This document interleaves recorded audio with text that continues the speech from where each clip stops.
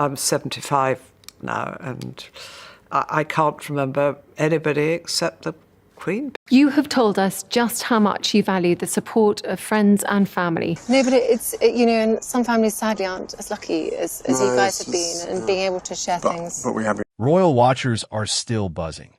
The moment Catherine, the Princess of Wales, entered that grand Buckingham Palace ballroom, all eyes snapped to her. She wasn't just wearing any glittering accessory. Perched atop her head was Diana's legendary lover's, not tiara, a circle of pearls and diamonds steeped in memory. As she crossed the polished marble floor, the candlelight danced off every facet of that historic piece, casting a soft glow around her. Cameras clicked in rapid succession, capturing each graceful step. And there, standing just a few paces away, was Queen Camilla, her expression momentarily faltering as she watched Catherine's silent declaration of legacy. In that charged second, the air seemed to crackle. Was Camilla honoring her predecessor, or did a flicker of something more complex pass through her eyes? The murmurs swelled into a collective gasp, freezing time in that opulent hall. But to understand why a single tiara could bring a monarch's composure to the brink, we must rewind more than a century. Born 1914 for Queen Mary, the lover's not tiara was more than a sparkler. It was a statement of duty and devotion. Crafted with a delicate arch of gleaming pearls draped like garlands and sparkling diamonds set in graceful curves, it first crowned Queen Mary at grand court functions, silently proclaiming her royal heritage. Decades later, when Queen Elizabeth II chose to gift this very masterpiece to Diana Spencer on her wedding day in 1981, it wasn't just a piece of jewelry. It was a welcome into a centuries-old legacy. Imagine the young Princess of Wales, fresh-faced and hopeful, the tiara's pearls catching the flashbulbs as she embarked on a life that would captivate the world. Each appearance Diana made in The Lovers not became a moment of public fascination, intertwining the tiara's story with hers. Yet its sparkle meant more than fashion. It carried the weight of belonging and expectation. And after Diana's sudden passing, that unspoken promise lay dormant until a new chapter began. Every time Diana stepped into view wearing the lover's knot, it felt like a living tribute to both her poise and her resilience. The world saw more than a glittering circle of pearls and diamonds. It saw a princess forging her own path under the weight of centuries of expectation. From state banquets in Australia to regal dinners in London, Diana's appearances in the tiara became headline-making moments. Photographers chased her through palace corridors, and public admiration swelled as people recognized in her a rare blend of elegance and accessibility. Yet behind the wistful smiles and flowing gowns was a woman who bore her share of private struggles, and the tiara came to symbolize that duality. In the glare of the public eye, it served as armor, projecting strength when she needed it most. In quiet portraits, it hinted at a softer, more vulnerable side. After her untimely passing in 1997, the lover's knot was carefully tucked away, as though to preserve more than just its jewels, preserving a memory of Diana's warmth and conviction. For nearly 2 decades, it rested in royal vaults, untouched and unspoken, waiting for its story to be rekindled. Then in 2015, history seemed poised to turn the page once more. When Catherine first brought the lover's knot into the spotlight at Buckingham Palace in 2015, the room seemed to hold its breath. She entered in a pale blue gown, the tiara's pearls and diamonds shimmering like distant stars, and suddenly Diana's presence felt impossibly close. Photographers swarmed, capturing each poised step. Headlines erupted overnight. Princess Catherine channels Diana's grace, and a timeless tribute in pearls and diamonds. Across social feeds, fans hailed her as a bridge between past and present. Over the years, Catherine has chosen that beloved heirloom for the most talked-about royal evenings.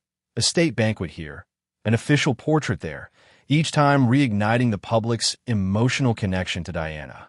Yet she never spoke a word about what it meant. Her serene composure did all the talking. In a single gesture, she honored a legacy without uttering a syllable. Whispers followed her through gilded corridors. Was this a heartfelt homage, a savvy nod to popular sentiment, or simply a celebration of continuity?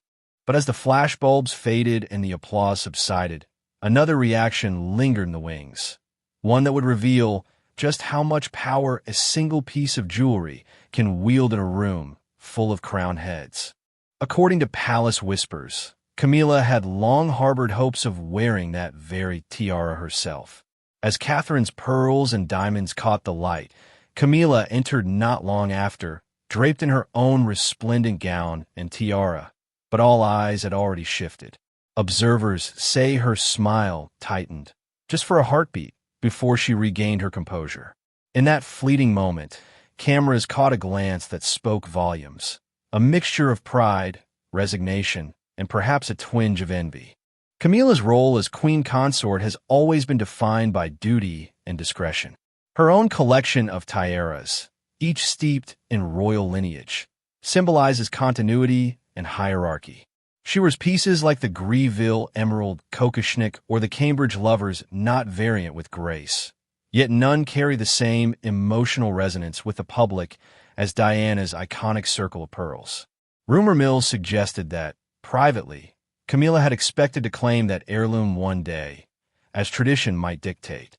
But when the Lovers Knot passed instead to Catherine, the unspoken message was clear. This jewel would now be tethered to a different legacy. Still, Camilla never publicly lamented the decision. She maintained her poised facade, welcoming congratulations as though she, too, celebrated Diana's memory. Yet behind palace doors, insiders whisper that the moment marked a subtle turning of the tide, proof that in royalty, even the smallest gesture can echo with deep meaning. So why did that tiara skip Camilla's head and end up with Catherine? The answer lies with one monarch. It wasn't protocol that decided the fate of the Lovers' Knot. It was Queen Elizabeth II's personal trust in Catherine. From private palace records to whispered confidences, the late Queen watched Catherine's every move, noting her quiet humility and genuine rapport with the public. Unlike a simple rubric of rank, the Queen chose to gift Diana's most cherished heirloom to the woman she believed could carry forward that emotional bond. Sources say Elizabeth admired Catherine's unwavering poise, the way she paused to greet service staff, the thoughtful smile she shared with onlookers, and the respect she showed for royal traditions. In those measured moments, the Queen saw a bridge between past and future, someone who could honor Diana's memory without overshadowing the crown. When the decision was made, it wasn't announced with fanfare. Instead, a private note passed to palace jewelers cemented Catherine's place as the tiara's permanent custodian. King Charles, too, gave his quiet blessing, understanding the weight of his mother's intention and the public's need for continuity. By endorsing the choice, he helped solidify Catherine's role as the monarchy's emotional anchor. And so, what might have seemed a simple transfer of sparkle evolved into a powerful symbol of legacy, one that spoke volumes without a single public declaration. But that choice sent ripples far beyond gem-studded corridors. What it meant for the future of the monarchy is our next story. In the silent language of royal jewels, every choice speaks volumes. When the Lovers' Knot rests on Catherine's head, it sends a clear signal. The crown values connection as much as tradition. Camilla's emeralds and diamonds underscore hierarchy and duty, but Catherine's pearls evoke empathy, warmth, and an unspoken bridge to Diana's legacy. Experts note that assigning emotionally charged heirlooms like this is part of a broader strategy to keep the monarchy relevant. Young audiences see Catherine as more than a royal figure. They see someone who honors the past while speaking to modern concerns. Her growing role at high-profile events, her advocacy for causes like mental health, and now this symbolic tiara all reinforce her position as the monarchy's human touch. Meanwhile, Camilla's quieter role supports the institutional continuity that underpins the crown's stability. Together, these contrasting approaches, tradition personified by protocol and hierarchy, connection embodied by compassion and emotional resonance, ensure the royal family appeals to a wide spectrum of public sentiment. Looking ahead, expect Catherine to take center stage more often, carrying forward Diana's memory and a monarchy's future in one graceful arc. Each appearance in The Lovers' Knot will remind the world that royalty can evolve without losing its soul. So, was this tiara swap just a ceremonial flourish, or the first ripple of a royal transformation? Share your thoughts below, and stay tuned for our next deep dive into the subtle signals that shape palace power.